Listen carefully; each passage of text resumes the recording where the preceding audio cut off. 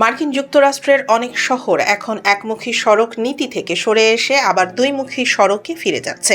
নগর পরিকল্পনাবিদদের মতে এটি শহরের নিরাপত্তা বাড়ানো, ব্যবসা চাঙ্গা করা এবং বসবাসযোগ্য পরিবেশ তৈরির একটি কার্যকর উপায়। মিশিগান ও নিউ ইয়র্ক স্ট্রিট একসময় ছিল দুইমুখী। 1970-এর দশকে দ্রুত কর্মীদের যাতায়াতের জন্য এগুলো একমুখী করা হয়, কিন্তু শিল্প কারখানা বন্ধ হয়ে যাওয়ার পর এসব সড়কে অতিরিক্ত গতি ও দুর্ঘটনা বেড়ে যায়। শেষ পর্যন্ত শহর কর্তৃপক্ষ সড়কগুলো আবার দুইমুখী করে, যার ফলে এলাকায় নিরাপত্তা ও প্রাণচাঞ্চল্য ফিরে আসে।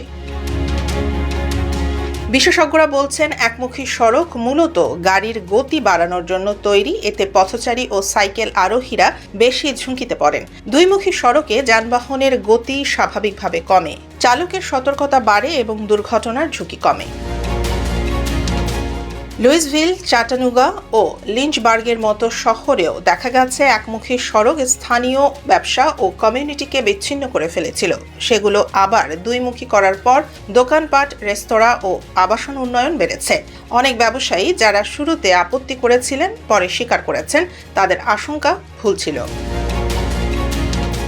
পরিবহন পরিকল্পনাবিদরা বলেন, রাস্তার দাগ ও সিগন্যাল বদলেই বড় পরিবর্তন আনা সম্ভব। এ কারণেই একে বলা হয় পেইন্ট সস্তা, প্রভাব বড়। আজ অনেক মার্কিন শহর বুঝতে পারছে দ্রুত গাড়ি নয়, নিরাপদ মানুষই টেকসই শহরের মূল চাবিকাঠি।